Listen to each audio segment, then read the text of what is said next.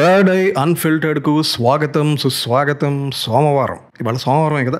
ఇక American tech major Qualcomm హైదరాబాద్లో 1.8 million square ఫీట్లో huge campus ఒకటి ఎస్టాబ్లిష్ చేసింది. వాళ్ళు ఇది రెండో అతిపెద్ద క్యాంపస్ అండి, అంటే వాళ్ళకున్న మెయిన్ క్యాంపస్ తర్వాత. క్వాల్కమ్ ఎవరికైనా తెలియకపోతే చెప్తున్నా, ఇది శాంసంగ్, ఇంటెల్, ఎన్విడియా ఇలాంటి ప్రపంచ స్థాయి కంపెనీస్లో ఒకనొక అతిపెద్ద సెమీ కండక్టర్స్ తయారు చేసే కంపెనీ. సెమీ కండక్టర్స్ అంటే సింపుల్గా మన ఎలక్ట్రానిక్ పరికరాల్లో వాడటానికి అవసరమయ్యే మెటీరియల్స్ అనమాట. ఈ క్వాల్కమ్ వాళ్ళు 4,000 కోట్ల పెట్టుబడులతో రానున్న 5 సంవత్సరాల్లో దాదాపు 10,000 మందికి ఉపాధి కల్పించబోతుంది. ఇప్పటికే చాలా బెంచ్ మార్క్స్ కూడా రీచ్ అయ్యింది. ఇది ఎలా జరిగింది అంటే ఇది 2022లోనే జరిగిన విషయం కాబట్టి. అలాగే అమెజాన్ గురించి తెలియని వాళ్ళు కూడా లేరు, ఇంక్లూడింగ్ ఆంధ్రాలోని మారుమూల పల్లెల్లో కూడా ఆన్లైన్లో బుకింగ్ చేస్తుంటారు కాబట్టి అందరికీ అమెజాన్ గురించి బాగా తెలిసిందే, ప్రత్యేకంగా ఇంట్రడక్షన్స్ ఇవ్వక్కర్లేదు. ప్రపంచంలోనే అతిపెద్ద కంపెనీ ఇది చెప్పాలంటే. అంటే రెవెన్యూ పరంగా చూసుకుంటే వాల్మార్ట్ తర్వాత అమెజానే రెండో అతిపెద్ద కంపెనీ అనమాట. ఈ అమెరికన్ కంపెనీ కూడా వాళ్ళ అతిపెద్ద ఆఫీస్ అమెరికా యూరోప్ లో కాదండి, హైదరాబాద్ లోనే ఉంది. ఇది కూడా ఎప్పుడో 2021లోనే జరిగిన విషయం. అంటే some 4 years back or 3 years. అసలు ఎందుకు ఈ టాపిక్స్ చెప్తున్నాను? ఒక్కసారి జరిగితే అద్భుతం, ప్రతి ఏడాది జరుగుతూనే ఉంటే అది భాగ్యనగరం అంటారు. అదే మన హైదరాబాద్. మన అంటే ఇప్పుడు ఇక ఉమ్మడి రాజధాని అనే హక్కు ఆంధ్ర వాళ్ళకి లేదు. అలా ఎవరైనా అంటే మాట్లాడేది బుడ్డి మీద పెడతా అంత దీనికేం ఫీల్ అవ్వక్కర్లేదండి. ఎందుకంటే ఆంధ్రాకి 1 కాదు 3 హైదరాబాద్ లాంటి రాజధానులు ఉన్నాయి, అంతకు మించి 3 ముంబైలు కూడా ఉన్నాయంటే. ఈ కొత్త విషయం నాకు ఈ మధ్య తెలిసింది. ఇది సాక్షాత్తు అక్కడ రాజమండ్రి మాజీ విజనరీ ఎంపీ గారు ఆయన అన్న మాటలు. సో ఇలా ఇప్పటికే 3 హైదరాబాదులు 3 ముంబైలు ఉన్న ఆంధ్రప్రదేశ్ కీర్తిని ఎప్పటికీ ఇలాగే కొనసాగించాలని, దేశవ్యాప్తంగా కూడా పాకాలని మరో విజనరీ ఎమ్మెల్యే పిన్నెల్లి రామకృష్ణ గారు ఆయన ఒక గొప్ప పనికి శ్రీకారం చుట్టారు. ఏంటి? హైదరాబాద్లో క్వాల్కమ్ ఇన్క్లూసివ్ అనే ఒక $8 బిలియన్ ఎంఎన్సీ కంపెనీ ఉందా? అబ్బా, మరి పల్నాడుకి ఏముంది అని ఆలోచించి, ఓకే హైదరాబాద్ వాళ్ళకి క్వాల్కమ్ ఉంది కాబట్టి మనకి ఈవీఎం ఉంది కదా అని ఆయన విజ్డమ్తో సరిగ్గా మంచి ముహూర్తం చూసుకొని పోలింగ్ రోజునే ఈవీఎంని స్మాష్ చేసేసారు. దాంతో #ఈవీఎం స్మాషర్గా దేశవ్యాప్తంగా పల్నాడు పేరు మారుమ్రోగిపోయింది.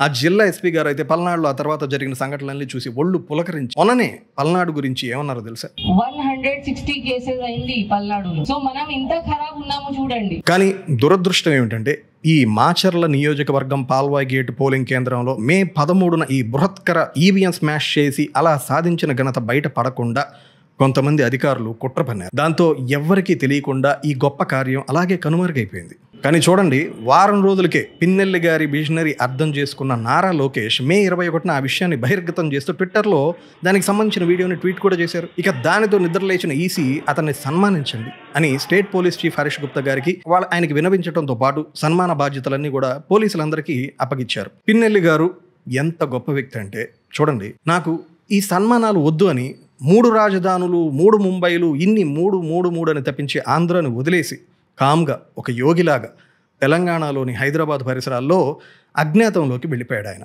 సన్మానం ఇంకా గట్టిగా చేయాలని సంకల్పించుకున్న ఆంధ్రప్రదేశ్లో పోలీసులు మరిన్ని బృందాలుగా ఏర్పడి ఈయన కోసం మరింత విస్తృత స్థాయిలో అక్కడ ఇక్కడ అన్ని చోట్ల వెతకడం మొదలుపెట్టారు. ఈలోపు పుసిక్కిన ఒక ప్రెస్ కాన్ఫరెన్స్ ఒకటి జరిగింది ఆంధ్రాలో, అదే మన 3 ముంబైలో ఉన్న ఆంధ్రప్రదేశ్లో. ఆ ప్రెస్ కాన్ఫరెన్స్లో ఈసీ ఏమన్నారంటే, ఇటువంటి సంఘటనలు తీవ్రమైన త్యాగాలుగా గమనిస్తూ దీనికి దాదాపుగా 7 ఏళ్ల వరకు కూడా మేము సన్మానం చేసే అవకాశం ఉందని ఈసీ మీనా గారు పేర్కొన్నారు. అసలు సన్మానాలే వద్దురా బాబు అంటే ఈయనేమిటి 7 ఏళ్ళు సన్మానం అంటాడు అని ఈలోపు పిన్నెల్లి గారికి ఎవరు చెప్పారేమో కానండి, ఆయన హైకోర్టుని ఆశ్రయించారు. ఆ హైకోర్టు జడ్జి గారండి నిజంగా మహానుభావుడు.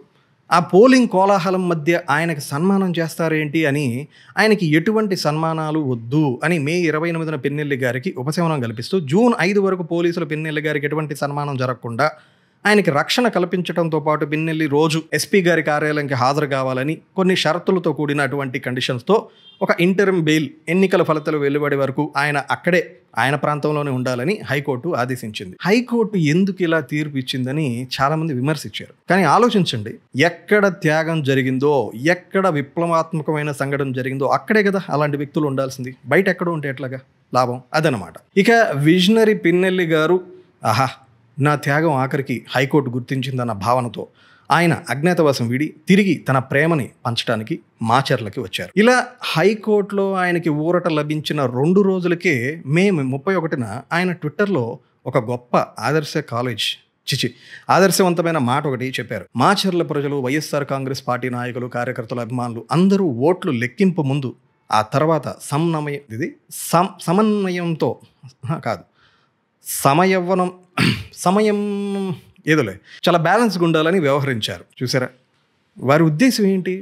మీరు ఎవ్వరు కూడా నాలాంటి త్యాగాలకు సిద్ధపడకండి. ఈవీఎం స్మాషర్గా నాకున్న కీర్తి చాలు, పల్నాడుకు నేను తెచ్చిన కీర్తి దశలు వ్యాప్తి చెందింది, పల్నాడుకి నేను ఎప్పుడు రుణపడి ఉంటానని, ఈ త్యాగాలు నాతోనే పోనివ్వండి అని ఎంతో లోతుగా ఆలోచించి ఆయన ట్వీట్ చేసిన మాటలు ఇవి. కానీ చూడండి, కష్టాలు ఇప్పుడు కూడా మంచి వాళ్ళకే వస్తాయంటారు. నంబూరి శేషగిరిరావు అనే ఒక తెలుగుదేశం పార్టీ కార్యకర్త, పోలింగ్ ఏజెంట్ పిన్నెల్లి గారి త్యాగాన్ని చూసి ఓర్వలేక కడుపు మంటతో సుప్రీంకోర్టులో 2 ప్లీస్ వేసారండి. 1 కాదు 2. ఈ వ్యాజ్యాన్ని జస్టిస్ అరవింద్ కుమార్, జస్టిస్ సందీప్ మెహతాతో కూడిన వెకేషన్ బెంచ్ వాళ్ళిద్దరూ విచారించారు. 2 జడ్జీలు అనమాట. వెకేషన్ బెంచ్ అంటే కన్ఫ్యూజ్ అవ్వద్దు, వెకేషన్ ఏమిటి అని. అఫ్కోర్స్ పేర్లోనే ఉంది కదా, సెలవు అని. వెకేషన్ సెలవు భారత ప్రధాన న్యాయమూర్తిచే ఏర్పాటు చేయబడిన ప్రత్యేక న్యాయస్థానాలని ఈ వెకేషన్ బెంచెస్ అంటారు. ఇవి కోర్టు విరామంలో ఉన్నప్పుడు కూడా అత్యవసర విషయాల్ని పరిష్కరించేలాగా చూస్తుంటాయి అన్నమాట. ఇది వెకేషన్ బెంచెస్ అంటే. ఇక ఈ టీడీపీ పిటిషనర్, ఆయన తరపు న్యాయవాది, పోలింగ్ రోజున జరిగిన పిన్నెల్లి గారి అరుదైన ఈవీఎం స్మాష్ రికార్డు రేపు కౌంటింగ్ రోజున అంటే 4/6/2024 పునరావృతం కావచ్చని మా పిటిషనర్ నంబూరి శేషగిరిరావు చిన్నపిల్లలకు భయపెడుతున్నాడు, తన భయాన్ని మీరే చూడండి అని తన వాదనలో టీడీపీ ఏజెంట్ యొక్క భయాన్ని వాదనలో వ్యక్తం చేశారు. అంతటితో ఆయన ఆగకుండా ఈ టీడీపీ పోలింగ్ ఏజెంట్ ఎవరైతే ఉన్నారో ఆ పిటిషనర్ తరపు న్యాయవాది కోర్టు దృష్టిని ఆకర్షించేలాగా ఈసీఐ యొక్క వెబ్ టెలికాస్ట్ నుండి పొందుపరిచినటువంటి కొన్ని ఫోటోగ్రాఫ్స్, వీడియోస్ని చూపించారు. అంటే ఏంటి? పిన్నెల్లి గారు వద్దు అని అజ్ఞాతంలోకి వెళ్ళిపోయిన ఆ అరుదైన ఆ త్యాగాన్ని, ఆ సాక్ష్యాన్ని జడ్జెస్ ఇద్దరికి చూపించారనమాట. అయినా కూడా పిన్నెల్లి గారు ఎక్కడ తొణకలా బెణకలా.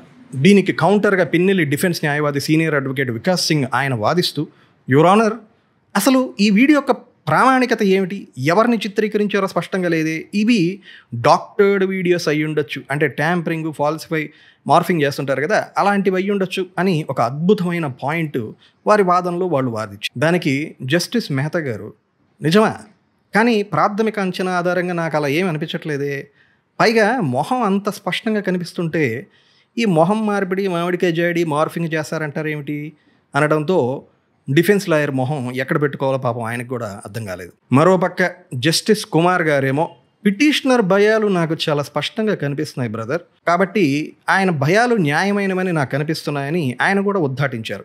ఈ జడ్జెస్ ఇద్దరు ఇలా పిన్నెల్లి గారి త్యాగాలు గుర్తించపోగా వెకేషన్ బెంచ్ ఫైనల్ ఆర్డర్ ఇస్తూ హైకోర్టుకి ఒక రిక్వెస్ట్ ఇచ్చింది. మీరు మునుపటి ఆదేశాలకు పక్షపాతం లేకుండా జూన్ 6, 2024 ఈ కేసును మళ్ళీ పునఃసమీక్షించాలని ఎట్లాగో అనుకున్నారు కాబట్టి అది మళ్ళీ పక్షపాతం లేకుండా సమీక్షించాలని సుప్రీంకోర్టు హైకోర్టుని ఒక విన్నపం చేస్తూనే ఈ విన్నపంతో పాటుగా ఒక విమర్శ కూడా చేసింది సుప్రీంకోర్టు బెంచ్. పోలీసులు, ఈసీ అందరూ సన్మానం చేయాలని కాపుగా వేస్తే హైకోర్టు మాత్రం పిన్నెల్లి రామకృష్ణకి మధ్యంతర రక్షణ కల్పించాలని ఎలా నిర్ణయం తీసుకుంటారు? ఇది వ్యవస్థను అపహాస్యం చేయటమే.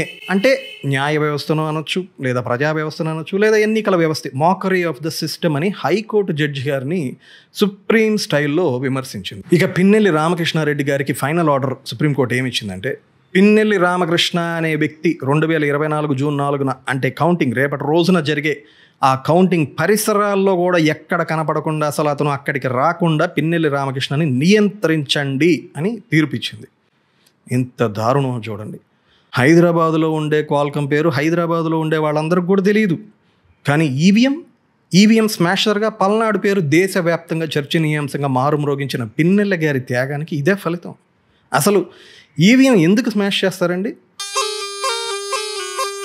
ఈవీఎం స్మాష్ చేస్తే కొత్త ఈవీఎంలు ఆ స్థానంలో వస్తాయి. కొత్త ఈవీఎంలు రావాలంటే కొత్త మ్యానుఫ్యాక్చరింగ్ యూనిట్స్ వస్తాయి. మోడీ గారి మేడ్ ఇన్ ఇండియా లాగా మేడ్ ఇన్ పల్నాడు ఈవీఎం అంటే అసలు ఏ రేంజ్లో ఉంటుందో ఊహించారా మీరు? అసలు ఎంత గొప్ప ఆపర్చునిటీ. ఇప్పుడు ఆ ఆశలన్నిటికీ నీరు పోసింది సుప్రీంకోర్టు. మరి పల్నాడు ప్రజలు ఇలాంటివి జరుగుతున్న ఇప్పటికైనా కూడా క్వాల్కమ్ వద్దు, ఈవీఎం స్మాషరే ముద్దు అని రేపు పిన్నెల్లి గారిని గెలిపించి గొప్ప వెల్కమ్ ఇస్తారో, లేక అపోజిషన్ వాళ్ళని వెల్కమ్ చేస్తారో, అవుట్కమ్ ఎలా ఉంటుందో మీరు మాత్రం దీన్ని ఒక సర్కాజంలా కాకుండా please stay healthy and stay happy.